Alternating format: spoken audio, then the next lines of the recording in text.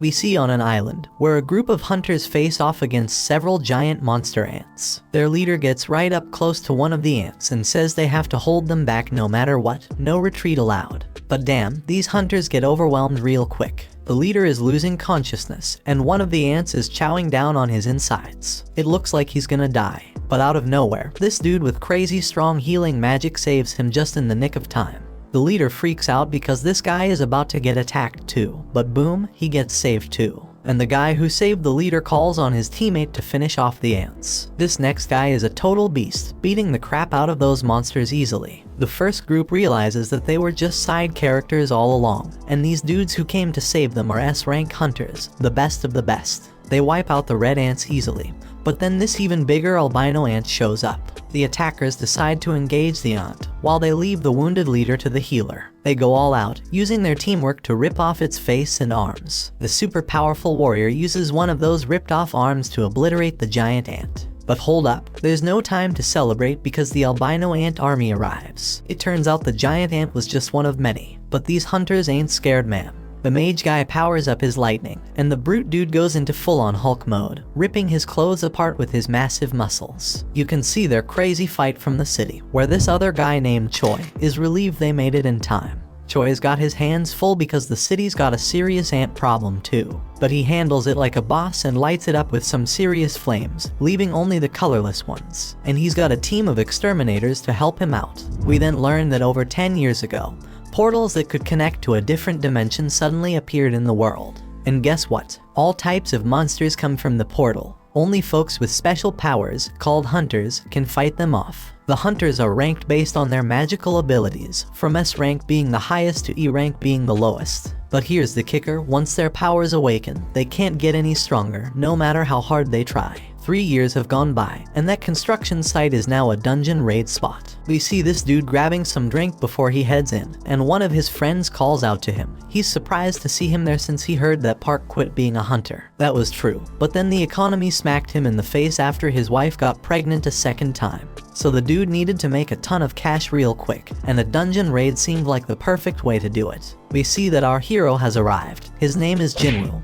He recently joined the group, but they've already nicknamed him the weakest hunter ever. He greets everyone as he walks in, so Park asks why everyone seems to know him, thinking maybe he's some super strong hunter, but it's the complete opposite.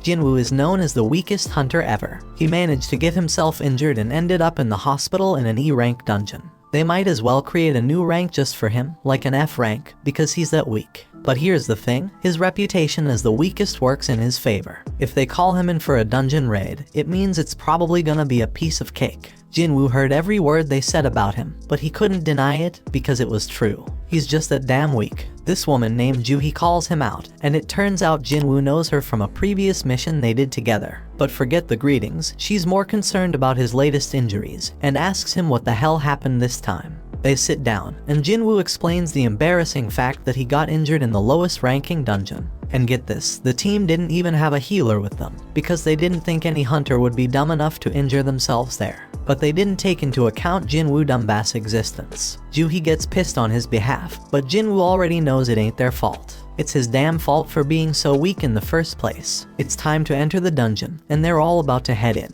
So this dude named Song Cheol suggests he be the party leader for this expedition. No one objects, so he leads the way, and before Jinwoo goes in, he gets a friendly reminder to stick close to the group, so he doesn't get hurt again. Jinwoo's only weapon is a crappy little knife with barely any magic power because that's all he can afford with his measly earnings. But he swears he'll give it his all anyway.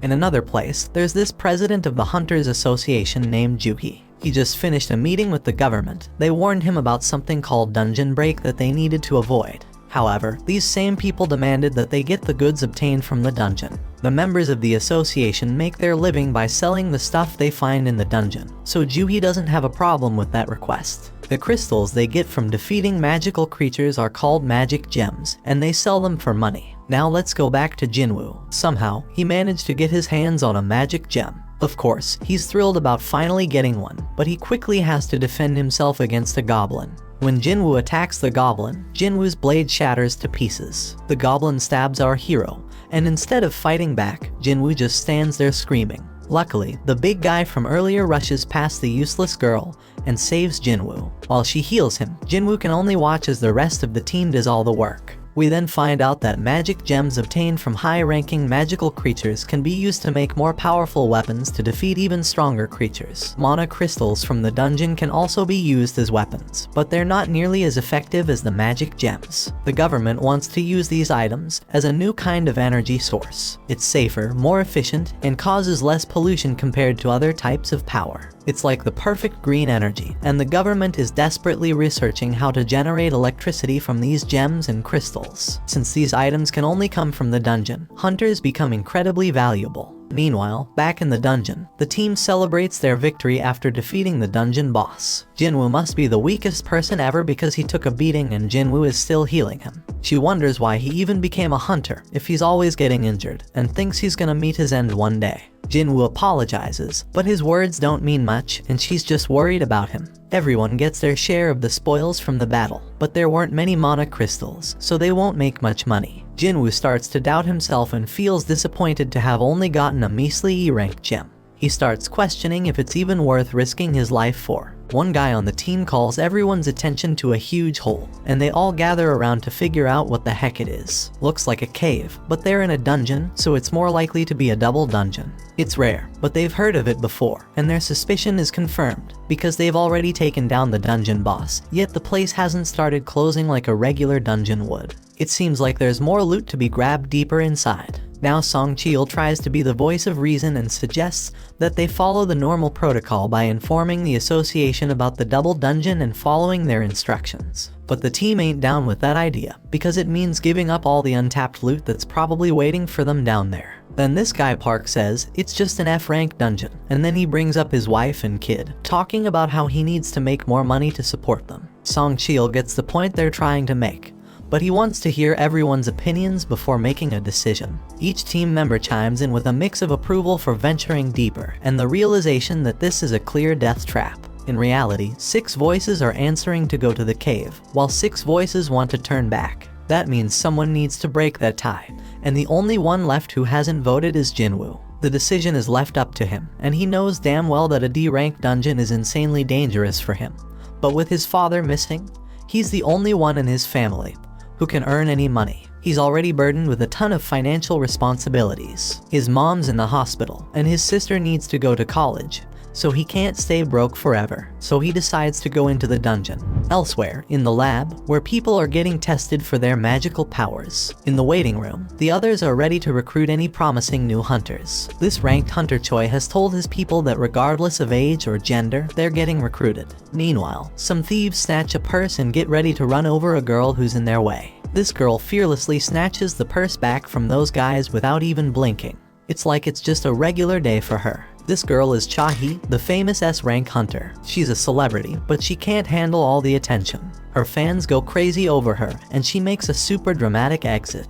Back in the dungeon, the party has been walking for 40 minutes now, and they haven't found anything valuable yet. And the portal to a dungeon closes after an hour, so they only have another 20 minutes before they're out of time completely. Jinwoo says sorry to Joo-hee for making her come along because of his vote, but she's more pissed about how he doesn't worry more about his own life. If he had been stabbed just a bit higher, he'd be dead. And on top of that, she had a hard time healing his hands and feet. She keeps scolding him, and he realizes that it's only because of the B-rank healer that he can survive. Jinwoo feels sorry, so she suggests that buying her a meal would be a good apology. Our boy is taken aback by her forwardness, but before they can continue their discussion, the team discovers the boss's room. It's unusual to find such massive doors, so something feels off. Kim refuses to leave empty-handed and is determined to enter, with the others joining him.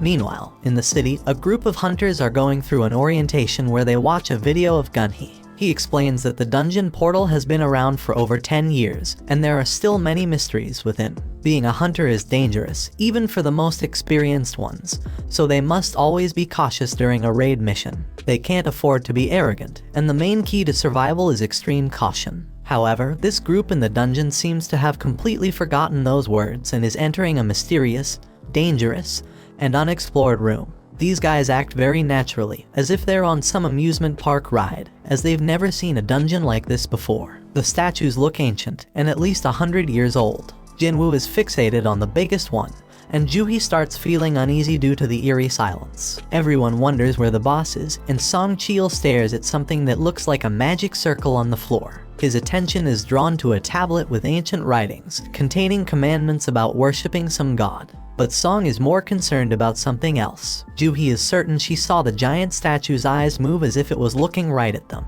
Jinwoo thinks she's just losing her mind, but everyone is shocked when the door suddenly slams shut. One dude on the team, who didn't even want to come in the first place, realizes something's off and tries to bail. But out of nowhere, one of the statues slices off half his body in an instant. Everyone loses their minds, because not only did someone just die, they got taken out so damn fast that nobody stands a chance against that power. Our boy turns his gaze back to the main statue, hoping that it doesn't move as well, but to his horror, it looks back at him. We take a peek into Jinwoo's past. The dude's been through some serious life or death situations. In his first mission, he got separated from his crew and attacked. Another time, he damn near starved to death while trapped in a maze. He's even been injured by some weak magic beast and ended up in the hospital for weeks. Even the lowest ranked, crappiest dungeons pose a real threat to this guy. Most hunters collect gems and sell them to buy better weapons, which they use to take down tougher beasts and earn bigger rewards. But not Jinwoo. He's stuck with a cheap little knife, and if that thing ever breaks during a fight, he's left fighting barehanded.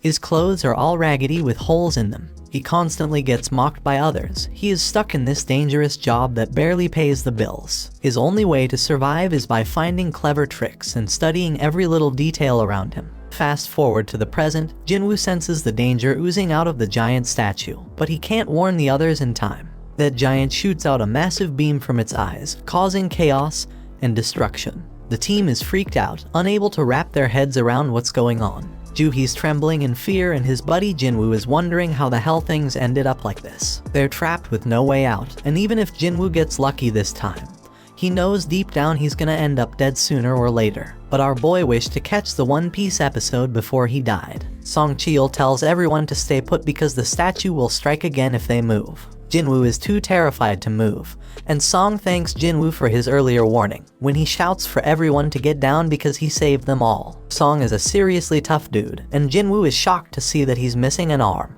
Jinwoo needs to stop the bleeding for him because Joohee is freaking out and can't handle the pressure. She's a B rank healer, but her fearfulness limits her to easy raids only. Song has been on plenty of B rank raids himself, so he can tell that this statue isn't a rank, or maybe even an S rank. The tablet had some stuff written about praising God or facing consequences, so Jinwoo figures that this statue must be the god it was talking about. We then find out that 10 years ago, these gates started appearing all over the place, and brought about all sorts of supernatural stuff. One result of this is people awakening special powers called hunters. Their job is to take down monsters in the dungeons, and once a hunter's power awakens, it stays the same.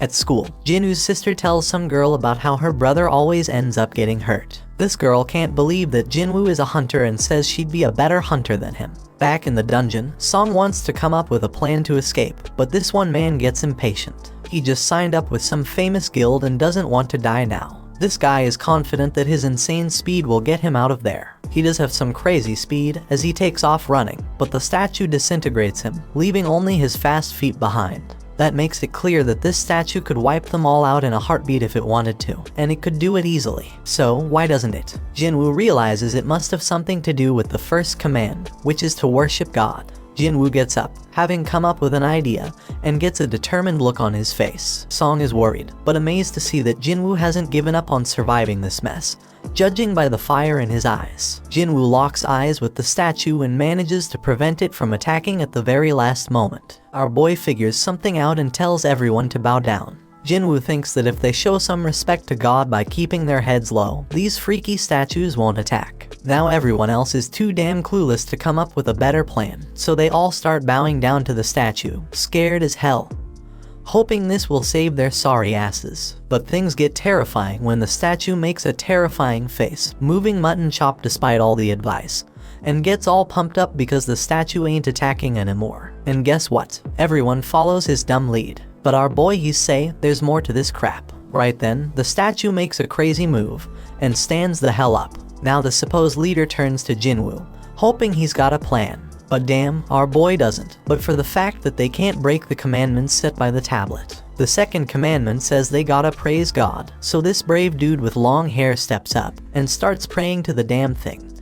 Everyone thinks it's working as the monster slows down, but Jinwoo knows better and reveals that the dude's words don't apply to this god. But boom, the statue stomps the poor guy, and everyone loses their minds. It's straight up chaos. Some random girl gets crushed, and everyone decides it's best to scatter. Park's thinking about his family, and how he can't leave them fatherless, but he makes the wrong move and gets sliced up by another statue. Meanwhile, Jinwoo's hauling ass with Juhi, racking his brain for a way to praise this messed up god. I mean, this monster's practically the devil, so how the hell do you come up with something to praise about it? But our hero knows he can't just ditch Juhi because everyone around them is dropping like flies. Jinwoo's freaking out, searching for any damn clue. He's checking out everything these statues are holding. Then he gets an idea and tells everyone to head to the statues that are holding instruments. So everyone follows his lead, and it becomes clear that these statues don't attack. Instead, they start playing their damn instruments. But when our boy gets to his statue, it's not playing any music, so he figures it doesn't work with two people. Jinwoo leaves Juhi behind, and that statue starts playing its tune. He hauls ass to find his statue, but damn, he nearly gets crushed. And then someone screams because Jinwoo's landed his sorry ass in front of the wrong goddamn statue. It slams its shield right on top of him, and Juhi goes nuts, screaming for Jinwoo. Our boy is still kicking, but he's in really bad shape, determined as hell not to give up. But damn, that giant's ready to finish him off for good. Jinwoo ain't ready to bite the dust, though even as that massive mofo stomps its foot down our boy. But guess what? Just in the nick of time, a statue starts singing, and we see Jinwoo made it to that statue just in the nick of time. He finally gets what it means to praise God, and the giant statue takes a chill pill and sits its ass down. Jinwoo tells Juhi he's fine, but she's shocked to see his foot ripped off. He tries to assure her he'll be alright, but she ain't having it. She's dead set on healing him, but her own body starts giving up on her. Everybody's in shock seeing how that goddamn raid went straight to hell. Some dude even tells Song that losing his arm was karma for leading them down this messed up path as their leader. Others think that's a bit too harsh, but Song takes full responsibility. But Jinwoo's way smarter than all these fools, because he knows there's no time for fighting because there's still one commandment left. Right then and there, the giant raises an altar smack in the middle of the room. Jinwoo knows them well from the legends, where they're used for offering treasure and sacrifices to the gods. The third commandment was all about proving your faith in God. Kim figures the sacrifice gotta be someone's life, and he couldn't think of a better candidate than their leader. They've all seen their teammates die, and Song's the one to blame. So Song steps up to that altar, but Jinwoo points out it ain't all his fault, since they all voted to come down there. Then fire pops up as Song approaches the altar, and he asks Jinwoo if there's something else he gotta do. Our boy, being the smartest and bravest of them all, asks the others to help him get to the altar so he can check it out. Jinwoo ain't thinking nothing bad's gonna happen to them, so they get him there, and what do they find? And they find that more flames appear. Song keeps pressing Jinwoo for answers, but he ain't come up with any yet. Song explains the gate's been open for a whole damn week, so the statues are about to start moving again before anyone comes to rescue them. Jinwoo remembers how it takes a full 7 days for a gate to open wide open, and that's called the dungeon break. When that happens, their beasts can cross over to our side. The main goal of these raids is to defeat the dungeon boss and shut the gate down before that time's up. So if they can't beat this boss right now, that damn giant's gonna come barging into our world, and that shit's straight up terrifying. Back in their world, Jinna goes to see Jinwoo's mom, and they start chatting. But damn, their mom is in really bad shape. In the dungeon, Jinwoo tells the scaredy cats of the group to come over to the altar. He predicts that they need a flame for each person. Once they do it, more flames pop up, and the damn door opens wide. They're all freaking out, thinking it might be a trap. And to their surprise, the other statues start moving towards them. Everyone is panicking, but Jinwoo keeps his cool and starts analyzing the situation. This freaking genius is something else. He tells everyone to keep their eyes on the statues because they won't move if we're watching them.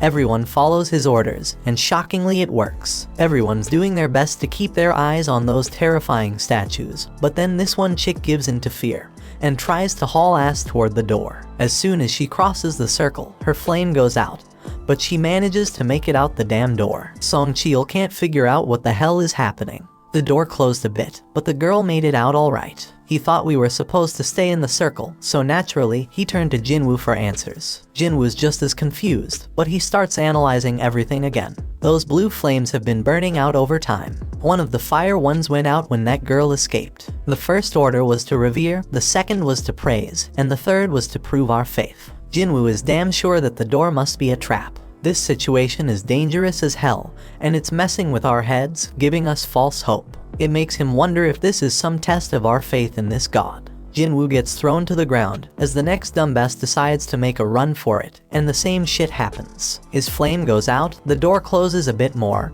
and he seems to escape. Kim starts thinking about leaving too, but Jinwoo warns everyone not to move. If anyone else leaves, we won't have enough eyes on the statues to keep them from moving. He reminds everyone that as long as we keep our eyes on those statues and stay put, we'll be safe. Jinwoo shows off his deduction skills once again, saying that the blue flames are like a damn timer, and when they're all gone, we can leave. Kim points out that there's also a chance we'll get trapped when the timer runs out. He admits he didn't expect Jinwoo, the weakest member, to achieve this amount of success. They're only alive thanks to him, but Kim's got a family waiting for him, and he doesn't want to die. He just wants to make it home, and can't risk Jinwoo being wrong. Kim says sorry and bolts out the door. Our boy won't have enough eyes to keep tabs on all these damn statues. Those statues start moving again. Jinwoo ain't about to bite the dust here though. Things are worse than ever, but he reminds himself that he's pulled through tough situations before. But damn, things are worse than ever now. But Song Cheol shockingly tells Jinwoo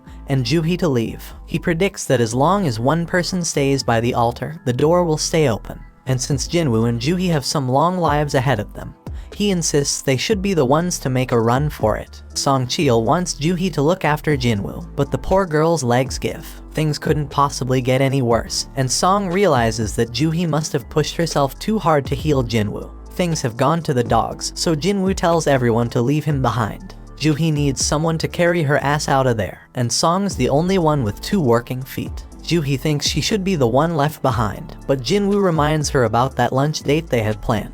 He hands her his gem so she can treat herself to a meal, and promises to get the change when they all make it out of this dungeon. Juhee won't ditch him, but Sung apologizes and knocks her out. They're running out of time. He apologizes to Jinwoo too, and bolts with Juhee to safety. Our boy can at least find comfort in knowing he's the only one who's gotta bite it, and his only regret is not having a better damn life insurance policy. Our hero grabs hold of a sword, dead set on taking one of these statues down with him. He tells them to bring it on. Those statues go full savage mode, ripping into him as he fights tooth and nail to stay alive. Jinwoo thinks about how he has always been the weakest. He's constantly getting mocked for it, but he's always given it his all. These damn statues ain't letting up, they chop off his arm, and Jinwoo screams in pure agony. He's angry because it doesn't have to end this way after he poured his heart and soul into trying to become stronger. But these statues keep inflicting more pain, and thrash him about further. But despite all the setbacks, he can't help but think about how he gave everything he had to make it this far. He's a fighter, even with just a sliver of life left in him.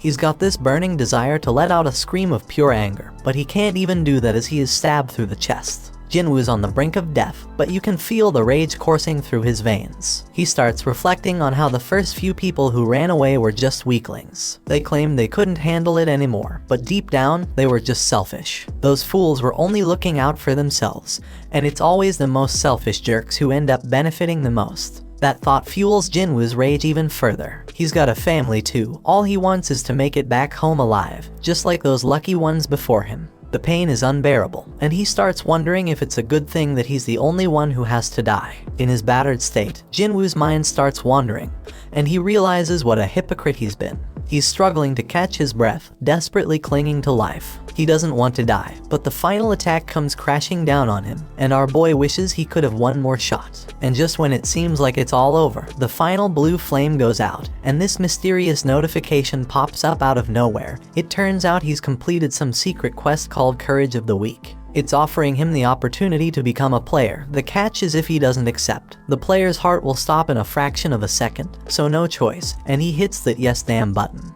Right at that moment, Jinwoo wakes up in the damn hospital, and he's straight up shocked to find out that he's still got his damn arm. He remembers getting dismembered and all, but here he is, with his leg intact too. No sign of getting stabbed in the chest either, so he starts thinking, was that all just a crazy dream? And just when he's pondering this, some dude named Woo rolls up and introduces himself as the manager of the Hunter Association surveillance team.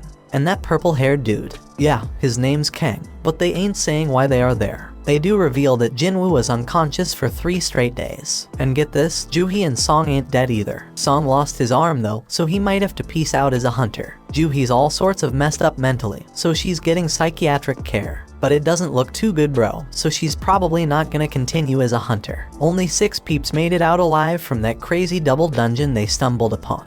Being a hunter is always a risky business, but what went down that day was a real tragedy. And here's the real mind-boggler, when another guild showed up later after being alerted by the survivors, and they found just Jinwoo. No signs of the temple or their statues. The survivors all told the same wild-ass story, which is hella hard to believe. Everyone's stories match up perfectly, so nobody's suspecting them. It's a crazy situation. And now, Woo's got this theory. He looks at Jinwoo and asks if he has a second awakening. Woo explains that a hunter's power is determined when they awaken it, and it doesn't change after that. But on some crazy rare occasions, a hunter can go through a second awakening. This mind-blowing event can push them past their previous limits, even to the ORS rank. Jinwoo gets all pumped up, thinking about this, and Woo brings out this meter thing to test Jinwoo's power. Woo figures that if they really went up against an instant-level magic beast as the survivors said, a low-level hunter wouldn't stand a chance. And since there ain't a single monster trace left behind, the most likely explanation is Jinwoo's second awakening. Jinwoo's hyped as hell to hear the results of his mana test. But damn, the results ain't looking good. Woo admits they messed up, and they leave. Turns out Jinwoo only scores a lousy 10 on the test. Even E-rankers usually get at least 70. A score of 10 puts Jinwoo in civilian territory. And to top it off, the dungeon just vanished, so they can't even investigate how Jinwoo pulled off survival. Jinwoo's bummed out by the whole damn thing, but he can't help but wonder why those guys didn't ask about the freaking thing floating in the air. He's freaking out, wondering if he's the only one who can see this, and then he realizes it's like a touch screen or something.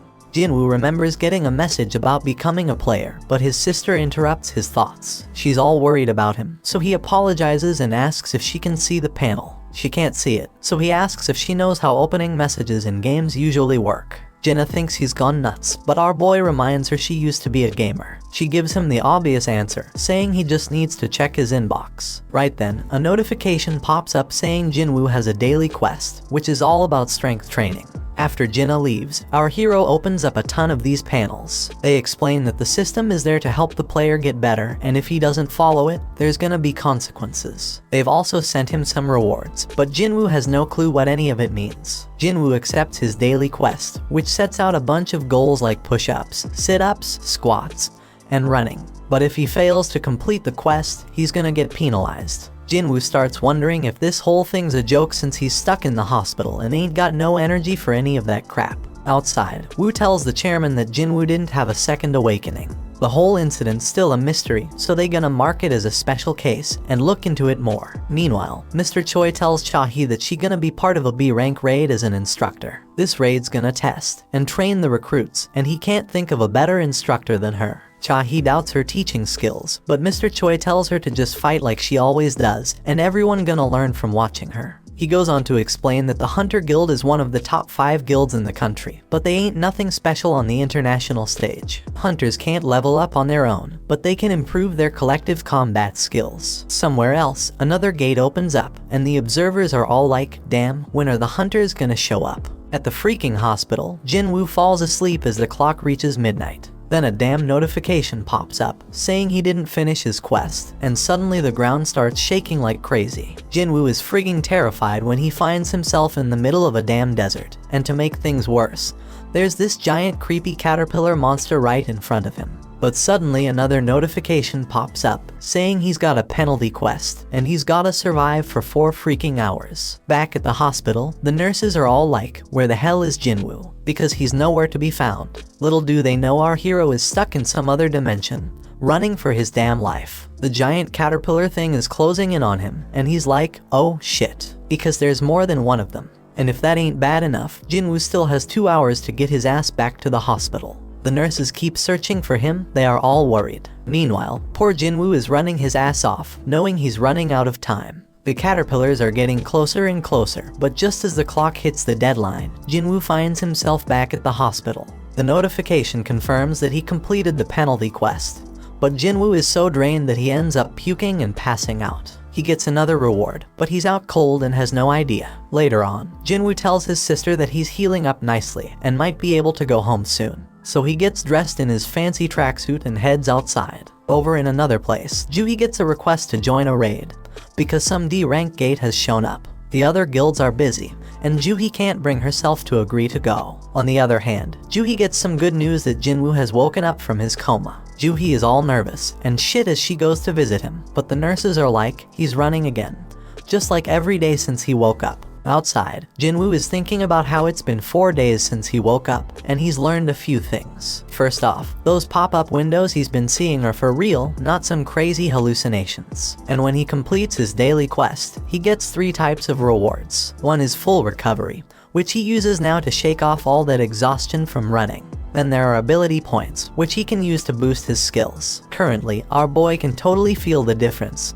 He's got some serious power now. So this dude Jinwoo, he's got mad skills with inventory screens. Jinwoo takes a moment to think about how dang strange his life has just become and points out how it's like a freaking video game. But while he was messing with his screens, everyone around was just gawking at him. Anyway, this dude completes his daily quest and gets a random loot box as a reward. And guess what? Today's loot is a mysterious key. Usually, he just gets useless junk like pens and bandages, so this key is a total surprise. Then he gets a notification saying the key is for teleporting to some instant dungeon, with a location and all. Now Jinwoo doesn't know what the heck an instance dungeon is, but based on everything that's been going down, he figures it's some kind of event to help him get stronger. In this world, these things called gates open up all the time, and they even get a news report to keep track of them. Jinwoo goes to see his mom and remembers when he found her passed out. Turns out she's got this messed up sleep disease called final rest, and it showed up when the gates appeared. Some people say it's because of the constant exposure to mana. Modern medicine can't do much except keep them on life support. Jinwoo busted his ass to make enough money to become a hunter so he could pay for his mom's treatment. He told Jinna that he'd soon be able to afford their mom's treatment, but she was scared shitless about how dangerous being a hunter is. Jinwoo tries to reassure her that things will be okay from now on and tells her to trust him.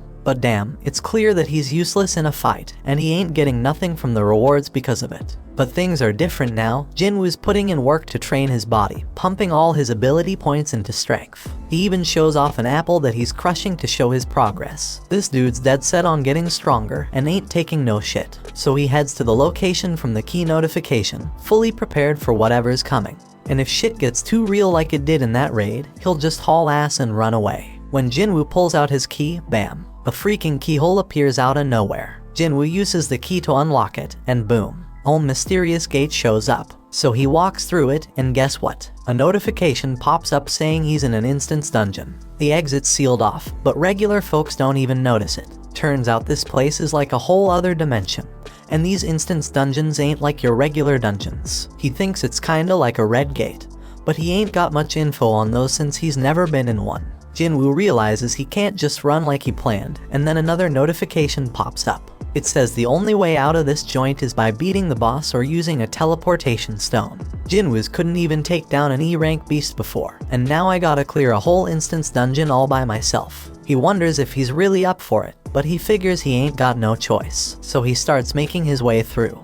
But damn, Jinwoo's confidence starts to fade real quickly. And it ain't without reason, because a bunch of goblins show up right in front of him. Jinwoo gets a flashback of when he got stabbed, and these goblins come at him. These little suckers are relentless, they're swinging and charging like crazy, but Jinwoo's doing a good job dodging and blocking them. But damn, he gets overwhelmed eventually. But you know what? Jinwoo gets pissed off and straight up stabs one of those goblins. He's feeling more confident after that, so he takes out the other two like it's nothing. Jinwoo can tell he's getting stronger, but out of nowhere, this beast shows up. It shatters his freaking dagger like it's made of glass. Jinwoo can sense this monster is way stronger than the goblins. As this creature stares him down, his legs freeze up. He's thinking, what the hell? Am I scared? Because he didn't think he was traumatized from the raid. But his legs keep trembling, and this monster starts its attack. Jinwoo barely dodges it, but it manages to scratch him. He ain't got no healer with him, so if he gets injured again, game over for him. This monster lets out a howl and charges straight at Jinwoo. Jinwoo is dodging like a ninja. He can't believe how damn light he feels. The monster tries to come at him again, but Jinwoo ain't taking that crap no more. He's done being a pushover and decides to throw a powerful punch. Damn, he can't believe how much stronger he feels after beefing up his strength. Sure, the monsters still got the upper hand, but Jinwoo ain't giving up without a fight for his damn life. His attacks ain't doing much though, so he's gotta focus on evading the monster's strikes. Now Jinwoo's at a loss for what to do next. He realizes he can't handle this alone, so he bolts because he ain't got no party or healer. All he's got in his bag is water and food, and he wishes he had a weapon with some magical mojo. But then, Jinwoo gets a freaking brilliant idea. He checks his inventory and pulls out a sword at the freaking last moment. And boom, he slices that monster in half with a sword. Jinwoo has no freaking clue how the sword ended up in there, but he remembers Kim saying he dropped 3 million on it. That's a weapon Jinwoo could never afford. But who the hell cares? It's an emergency, so he decides to make the most out of it. The pain from the fight is starting to fade, but then 2 more of these damn monsters show up. Jinwoo ain't scared anymore though, because he got his weapon. But damn, the sword gets stuck. He's panicking, desperately trying to yank it out while the monsters close in. Just in the nick of time, he manages to free it. Jinwoo kicks one of the wolves away, but damn, the other one's got some steel fangs. He kicks that sucker and tells it to find something else to chew on because he just got his sword. He takes down that monster, and now there's only one left. But Jinwoo's like, these things ain't nothing compared to the giant statue. Now all Jinwoo's gotta do is act tough, and the remaining wolf runs off like a scaredy cat. When he finally gets a break, Jinwoo realizes he's reached level 2, something that never happened with his daily quests. He figures it's because this was real combat, and he realizes all his stats go up by 1 when he levels up. So he gets 5 points from real combat, while daily quests only give him 3. Fighting is more efficient, no doubt about it. He ain't sure exactly how much 1 point makes a difference yet, but Jinwoo's certain that strength is the most important stat of them all. He's got it at 32 now, and he feels like he's walking on air. He thinks the higher his base abilities grow, the more points he'll gain. Our boy is more fired up than ever now that he's found a way to get stronger. So he goes to check the beast for essence stones, but damn, he gets items instead. Like in games, Jinwoo figures this dungeon, and the magic beasts inside are different from the ones in gates. And guess what? He's shocked to find out his system has a freaking shop, but his level is too low to buy anything.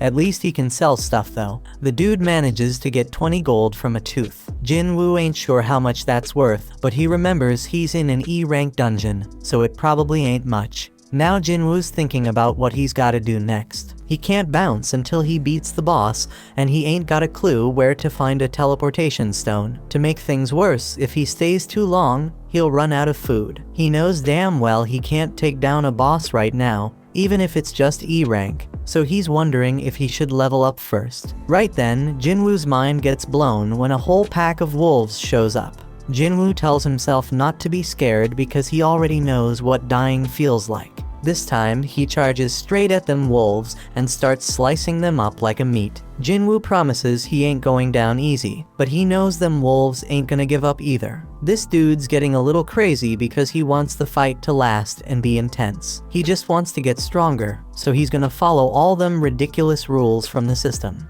Jinwoo chops through all the monsters and notifications pop up everywhere like crazy. When he's done, he gets a final notification saying he's now the wolf assassin. Outside, some folks walk by a portal, and they wish the damn city would do something about it already. Inside the dungeon, Jinwoo's dead tired, and he realizes his sword's about to give out. Just then, he gets a notification explaining the perks of being a wolf assassin.